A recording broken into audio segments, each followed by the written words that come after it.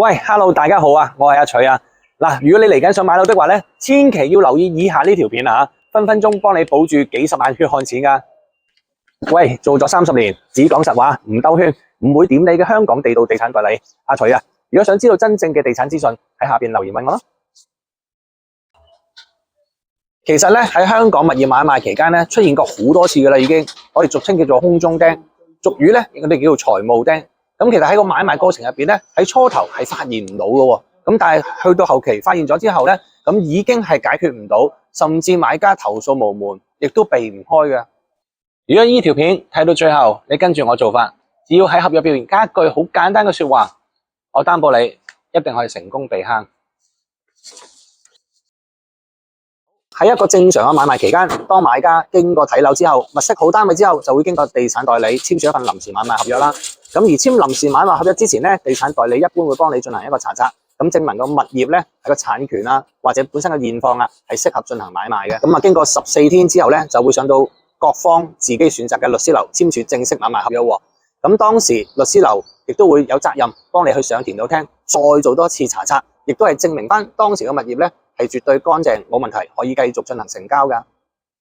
咁簽完正式買賣合約之後咧，以一般正常情況下咧，咁律師樓咧就以託管人身份咧就保管訂金嘅。咁啊，直至到業主律師樓證明咗佢嘅尾數能夠足以 cover 佢嘅樓價按揭，咁啊會將個1成大訂咧就會轉給業主㗎啦。嗱，喺合約上面都寫明咗，買方訂金需交予代表律師樓作為中間人去託管，直至到賣方能夠證明樓價尾數足夠清還該樓宇現存之按揭貸款。咁聽落非常之冇問題啊，但係問題正正就喺呢一度發生啦。但當業主一方律師樓證明咗尾數足以償還按揭貸款之後，當然隨即係令買家律師樓係放錢啦。但係你冇忘記，當你一放咗錢，業主收到錢之後，隨即就會有財務公司已經將之前預定咗一啲叫借貸合約登記上田土廳。大家都知道啦，當一間財務公司如果要押記一個債務上田土廳登記嘅時候，如果將來嗰個業主有問題出現的話，基本上賠償嘅次序咧，都係會根據翻你上田土廳嘅登記時間而決定嘅先後次序。所以試問，如果你係財務公司，你想登記一個押記，咁當然你係會選擇最快嘅速度啦。咁但係而今次呢個財務公司就選擇咗唔即時上載，直至等到個律師樓收取咗買家嘅大訂，轉移俾業主之後嗰日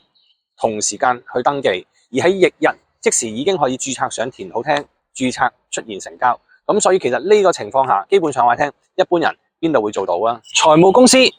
又點會知道律師樓用託管人身份去檢查佢個按揭係足夠償還貸款之後，隨即過咗錢俾業主？財務公司可以近乎無縫接駁，將佢之前預先制定嘅借貸文件註冊上田土廳，可謂天衣無縫。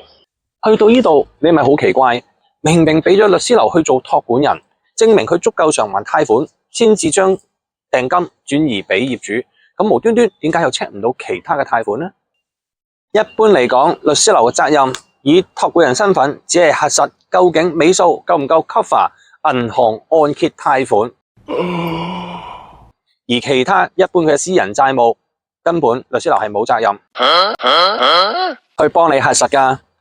加上記住呢個係業主嘅代表律師樓，如果佢同某一啲財務公司有合作關係的話，咁當然唔會企你嗰邊啦。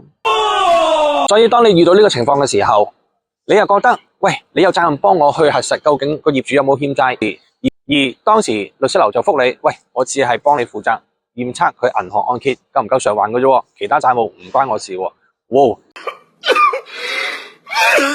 嗰刻買家當然非常無助啦，但係冇辦法，法律就係咁樣，只要你寫錯1隻字、2隻字，佢都可以用呢樣嘢嚟免責。所以臨時合約上邊嘅字眼就非常重要啦。當然啦，去到呢個情況下，就算地產代理同埋買方律師樓都唔會知道嗰層樓現在已經無端端承擔咗個債務啦。直至到去到臨成交，一般律師樓都會重新再做多次田土廳登記，證明佢本身嘅單位係可以正常成交。但係正正就係呢一刻發現咗佢嘅物業多咗一個財務按揭。咁去到呢個情況下，律師樓一般只有2個建議：一就係你買家繼續成交，除咗尾數之外，要承擔埋佢呢個債務償還；第二就係你決定放棄呢個單位，去到呢一刻簡直就係騎虎難下。繼續成交，你就要負擔埋之前嘅債務，咁當然啦，律師樓會同你講，你有權向業主追討，但講真嗰句啊，過錯害神仙，你之後又搵唔搵到佢，而佢又會唔會破產呢？大家都未知之數，你追翻條數嘅機會簡直微乎其微。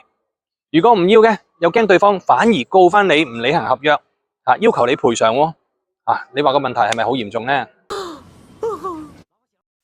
不過我唔係質疑人哋嘅，只不過就近期發生咗好多宗，就有一啲專業人士，包括醫生、律師，就係利用一啲交通以外嘅灰色地帶，向受害人索取金錢。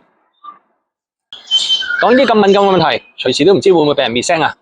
記住，如果你想知多啲有關避坑嘅問題，就盡快喺下邊收藏或者 follow我。如果唔係，第時唔見咗條片，就唔知邊度揾噶啦。喂，做咗30年，只講實話，唔兜圈，唔會點你嘅地道香港地產代理阿水。如果你想知道真正嘅地產資訊，記得留言揾我。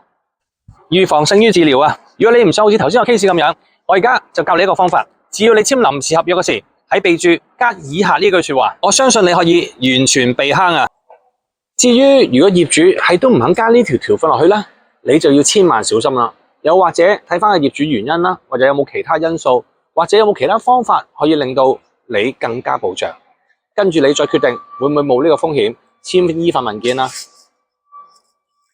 不過亦都可以馬上即刻收藏我 follow 我，到時有問題的話即管聯絡我啊，我到時一定可以俾到專業意見你。再見。